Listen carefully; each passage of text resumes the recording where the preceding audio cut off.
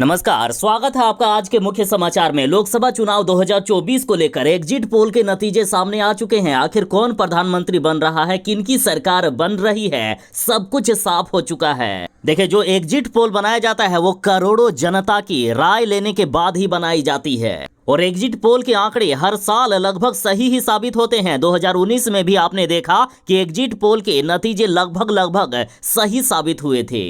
इस बार 1 जून को अंतिम चरण में मतदान होना है, लेकिन उससे पहले एग्जिट पोल ने अपना रिजल्ट जारी कर दिया है। इस बार आखिर किनकी सरकार बन रही है, कौन प्रधानमंत्री बनेगा, तमाम खबरों पर चर्चा करेंगे। इससे पहले आपसे एक छोटी सी अनुरोध है, कृपया वीडियो को एक प्यारा सा लाइक अवश्य कर दीजिएगा। आपका लाइक करना ही हमारी मेहनत का फल होता है।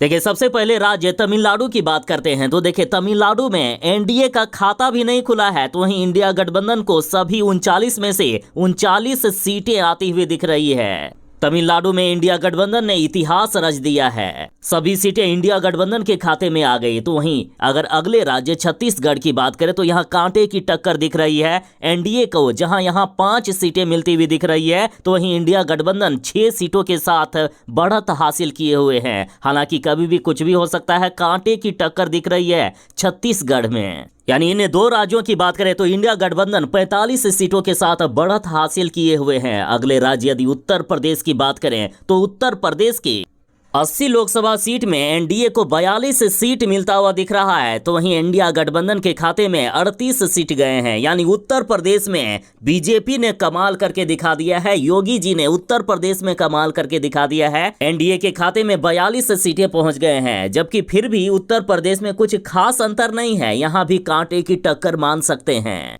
इंडिया गठबंधन में जिस तरह से इस बार चुनावी वादे किए गए, जिस तरह से नौकरी को लेकर ऐलान किए गए कि 1 करोड़ सरकारी नौकरी दे देंगे, महिलाओं के खाते में हर एक साल 1-1 लाख रुपया आएगा, हर महीने 8,500 रुपये करके महिलाओं को मिलेंगे, तो ये सब मुद्दे हैं जहां उत्तर प्रदेश में भी बीजेपी को कांटे की टक्कर मिली है और अब तक इंडिया गठबंधन 83 सीटों के साथ आगे है।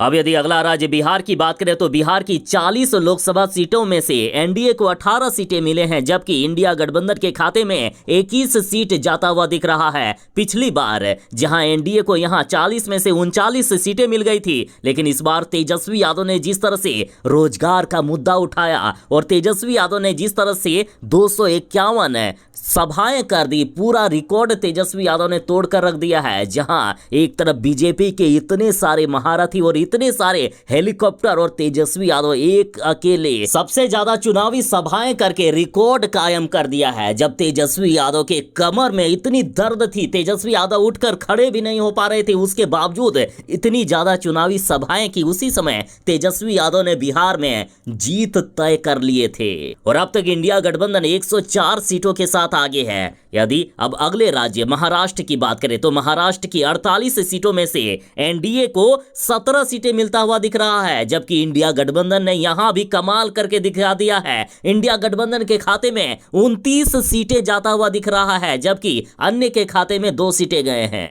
अब यदि अगला राज्य मध्य प्रदेश की बात करें तो मध्य प्रदेश की 29 सीटों में से इंडिया गठबंधन को 19 सीटें मिली है, जबकि एनडीए के खाते में मात्र 10 सीटें जाता हुआ दिख रहा है। मध्य प्रदेश में एनडीए ने इतिहास रच दिया है। वैसे भी मध्य प्रदेश में जिस तरह से बीजेपी ने जनता के लिए काम किया है, जिस तरह से जमीनी काम किए गए हैं, उसको लेकर जनता ने एनडीए के पक्ष में वोट किए, जबकि कांग्रेस या अन्य पार्टियों ने मध्य प्रदेश में कुछ खास करके नहीं दिखा पाए। लेकिन फिर भी यदि टोटल आंकड़ों की बात करें तो अभी भी इंडिया गठबंधन 143 सीटों के साथ आगे दिख रही है। अब यदि अगले राज्य पंजाब की बात करें तो पंजाब की 13 लोकसभा सीटों में से एनडीए को एक भी सीट नसीब नहीं हुआ है, जबकि इंडिया गठबंधन को यहां से 8 सीटें आता हुआ दिख रहा है, जबकि अदर के खाते में 5 सीटें गए हैं। और इस बार विधानसभा चुनाव में भी आपने देखा कि पंजाब में बीजेपी की क्या हालात हुई थी। पंजाब में बीजेपी से लगता है जनता नाराज हो चुकी है, इसलिए तो एनडीए के खाते में 0 सीटें दिख रही है पंजाब से और अभी भी इंडिया गठबंधन 151 सीटें लेकर आगे दिख रही है, जबकि एनडीए के खाते में अब तक टोटल 101 सीटें आए हैं। अभी तक लोकसभा की टोटल 260 सीटों पर हम विचार कर चुके हैं। अब यदि अगला राज्य हरियाणा की बात करें तो हरियाणा में एनडीए के खाते में 3 सीटें जाता हुआ दिख रहा है, जबकि इंडिया गठबंधन को 7 सीटें मिल रही है। 7 सीटों के साथ हरियाणा में इंडिया गठबंधन आगे दिख रही है। हरियाणा में इंडिया गठबंधन ने एनडीए को बुरी तरीके से पछाड़ दिया है और अब तक यदि टोटल की बात करें तो इंडिया गठबंधन 158 सीटें लेकर आगे है, जबकि एनडीए को 104 सीटें मिलता हुआ दिख रहा है। अब यदि अगला राज्य गोवा की बात करें तो गोवा में एनडीए को 2 सीटों में से 1 सीटें मिल गया है, जबकि गोवा में इंडिया गठबंधन को भी 1 सीटें मिले हैं, यानी गोवा में कांटे की टक्कर दिख रही है। अभी भी यदि टोटल की बात करें तो इंडिया गठबंधन 159 सीट लेकर आगे है, जबकि एनडीए को अब तक 105 सीटें नसीब हुआ है। देखिए, ये चुनाव है, यहाँ जनता जो निर्णय लेगी वही होता है। किसी भी राज्य की रिजल्ट अभी भी पाला बदल सकता है, अभी भी एनडीए जीत सकती है। वीडियो में अंत तक बने रहें। अभी भी यदि टोटल की बात करें तो ज्यादा फासला नहीं है, अभी भी कांटे की ही टक्कर दिख रही है। अब यदि जम्मू कश्मीर की बात करें तो जम्मू कश्मीर की 5 लोकसभा सीटों में से एनडीए को 2 सीटें आता हुआ दिख रहा है, जबकि यहाँ भी इंडिया गठबंधन ने 3 सीटें हासिल कर लिए हैं। जम्मू कश्मीर में भी कांटे की टक्कर दिख रही है, जबकि जम्मू कश्मीर के लिए लगातार लोगों के विचार ये आ रहे थे कि यहाँ एनडीए इस बार इतिहास रच सकते हैं। लेकिन इंडिया गठबंधन में जिस तरह से इस बार चुनावी मुद्दे रहे हैं, जिस तरह से जनता के लिए इस बार बात किया गया है, जिस तरह से घोषणाएं की गई है, इनके चुनावी घोषणा पत्र को देखें तो एनडीए की घोषणा पत्र काफी पीछे रह जाती है। और शायद इन्हीं सब मुद्दों को लेकर जम्मू कश्मीर में भी इंडिया गठबंधन ने 3 सीटें हासिल कर ली है। जम्मू कश्मीर में कांटे की टक्कर दिख रही है और अब तक यदि टोटल की बात करें तो इंडिया गठबंधन के खाते में 162 सीट आता हुआ दिख रहा है, जबकि एनडीए के खाते में 107 सीटें गए हैं। अब यदि अगला राज्य तेलंगाना की बात करें तो तेलंगाना के 17 सीटों में से एनडीए के खाते में मात्र 2 सीटें गए हैं, जबकि इंडिया गठबंधन को 12 सीट आ गया है, अदर के खाते में 2 सीट गए हैं और अब तक टोटल इंडिया गठबंधन ने 180 सीटें हासिल कर लिए हैं। अगला राज्य गुजरात की बात करें तो गुजरात में एनडीए ने इतिहास रच दिया है। गुजरात में एनडीए के खाते में 20 सीटें आता हुआ दिख रहा है, जबकि इंडिया गठबंधन को मात्र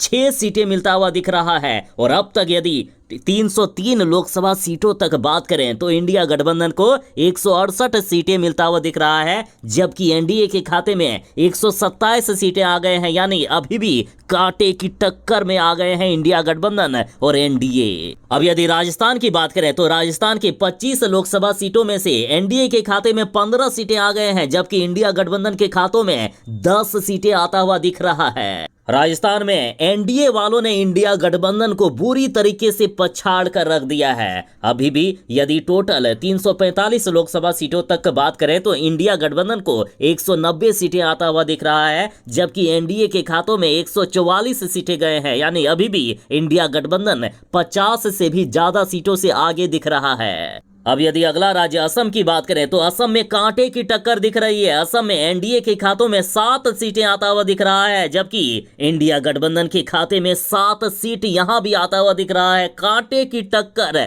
असम में है, अदर के खाते में 1 भी सीट नहीं गई है, यानी अब तक यदि 359 लोकसभा सीटों तक बात करें तो इंडिया गठबंधन को 197 और एनडीए को 151 सीट मिलता हुआ दिख रहा है। अब यदि अगला राज्य हिमाचल प्रदेश की बात करें तो हिमाचल प्रदेश में एनडीए के खातों में 2 सीटें गए हैं। हिमाचल प्रदेश के टोटल 4 सीटों में से एनडीए के खाते में 2 सीट और इंडिया गठबंधन के खाते में भी 2 सीट जाता हुआ दिख रहा है, यानी हिमाचल प्रदेश में भी कांटे की टक्कर चल रही है। अब यदि अगला राज्य अरुणाचल प्रदेश की बात करें तो अरुणाचल प्रदेश की 2 सीटों में से 1 सीट इंडिया गठबंधन के खाते में और 1 सीट एनडीए के खाते में जाता हुआ दिख रहा है। अरुणाचल प्रदेश में भी कांटे की टक्कर चल रही है और अब तक इंडिया गठबंधन ने डबल सेंचुरी बना ली है। इंडिया गठबंधन के खातों में 200 सीटें लगभग आ गया है, जबकि एनडीए के खाते में 154 सीट आता हुआ दिख रहा है। अब यदि मेघालय की बात करें तो मेघालय की 2 सीटों में से यहां भी कांटे की टक्कर दिख रही है।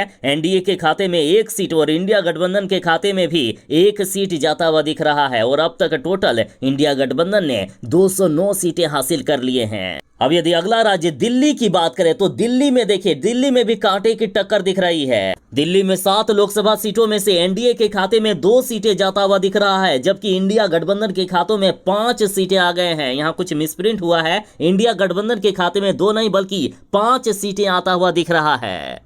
चूंकि आम आदमी पार्टी यानी अरविंद केजरीवाल भी इस बार इंडिया गठबंधन में है, तो इंडिया गठबंधन को काफी ज्यादा फायदा हुआ है दिल्ली में। जबकि मोदी जी ने इस बार कुछ कमाल नहीं कर पाए हैं दिल्ली में हर बार की तरह एनडीए को हार का सामना करना पड़ा है। अब यदि बंगाल की बात करें तो बंगाल को एक महत्वपूर्ण राज्य माना जा रहा है और बंगाल में इस बार ममता बनर्जी इंडिया गठबंधन के साथ है और इस बार बंगाल की 42 सीटों में से इंडिया गठबंधन के खातों में 33 सीटें चल गए हैं, जबकि एनडीए को मात्र 9 सीट मिलता हुआ दिख रहा है। बंगाल में इस बार इंडिया गठबंधन ने इतिहास रच दिया है, एनडीए को बुरी तरीके से पछाड़ कर रख दिया। इस बार भी हमेशा की तरह मोदी जी ने बंगाल में कुछ खास करके नहीं दिखा पाए और अब तक यदि टोटल 430 लोकसभा सीटों तक बात करें तो इंडिया गठबंधन को 247 सीटें तक मिल गए हैं, जबकि एनडीए को मात्र 172 सीटें मिलता हुआ दिख रहा है। मतलब मोदी जी ने जो नारा दिया था कि इस बार 400 पार, वो आंकड़ा इस बार गलत साबित होता हुआ दिख रहा है।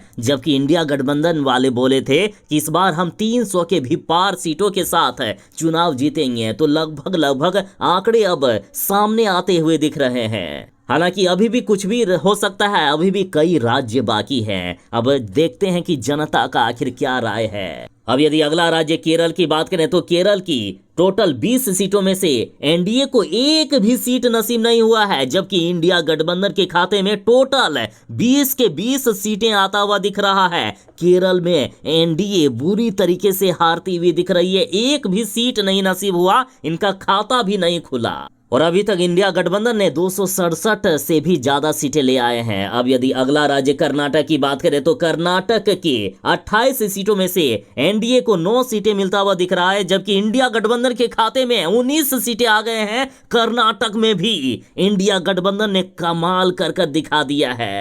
अब यदि अगला राज्य मणिपुर की बात करें तो मणिपुर में एनडीए गठबंधन का खाता भी नहीं खुला है, बीजेपी ने कुछ भी नहीं कर पाई मणिपुर में, जबकि इंडिया गठबंधन ने यहां मोदी जी को बुरी तरीके से पछाड़ दिया है। इंडिया गठबंधन के खाते में टोटल 2 सीटों में से 2 सीटें आ गए हैं और अब तक इंडिया गठबंधन ने 269 सीटें हासिल कर लिए हैं। लोकसभा की टोटल 452 सीटों में से एनडीए को मात्र अभी तक 172 सीटें मिले हैं। अब यदि अगला राज्य उत्तराखंड की बात करें तो उत्तराखंड में टोटल 5 सीटों में से एनडीए के खाते में 4 सीटें आ गए हैं। यहां इंडिया गठबंधन को मात्र 1 सीट ही नसीब हुआ है। उत्तराखंड में एनडीए ने 4 सीटें हासिल कर लिए हैं। उत्तराखंड में एनडीए की जीत हो चुकी है और अब तक इंडिया गठबंधन ने लगभग 289 सीटें हासिल कर लिए हैं। अब यदि अगला राज्य आंध्र प्रदेश की बात करें तो आंध्र प्रदेश के 25 सीटों में से एनडीए को मात्र 5 सीटें ही नसीब हुआ है, मात्र 5 सीटें ला पाए हैं एनडीए वालों ने, जबकि इंडिया गठबंधन ने यहां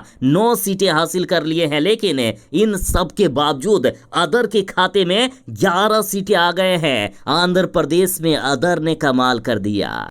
अब यदि अगला राज्य उड़ीसा की बात करें तो उड़ीसा की टोटल 21 सीटों में से एनडीए के पक्ष में 6 सीटें जाता हुआ दिख रहा है, जबकि इंडिया गठबंधन के खाते में 4 सीटें गए हैं। यानी उड़ीसा में एनडीए और इंडिया गठबंधन में कांटे की टक्कर दिख रही है, जबकि अदर के खाते में 11 सीटें जाता हुआ दिख रहा है। अब यदि 7 केंद्र शासित प्रदेश की बात करें तो एनडीए के खाते में 3 सीटें जाता हुआ दिख रहा है, जबकि इंडिया गठबंधन के खाते में 4 सीटें जाता हुआ दिख रहा है। अब तक हमने टोटल 538 लोकसभा सीटों पर बात कर ली। यानी अब तक यदि कुल मिलाकर बात करें तो इंडिया गठबंधन की सरकार बनते हुए दिख रही है। बाकी 4 जून को चुनाव का फाइनल रिजल्ट आ जाएगा। 4 जून को शाम तक रिजल्ट आ रहा है। अब रही बात कि यदि इंडिया गठबंधन की सरकार बनती है तो प्रधानमंत्री कौन बनेगा, तो इसके लिए 1 जून को दिल्ली में मीटिंग बुलाई गई है। दिल्ली में इंडिया गठबंधन का मीटिंग हो रहा है, उसमें से ये फाइनल किया जाएगा कि यदि इंडिया गठबंधन चुनाव जीतती है तो कौन प्रधानमंत्री बनेंगे।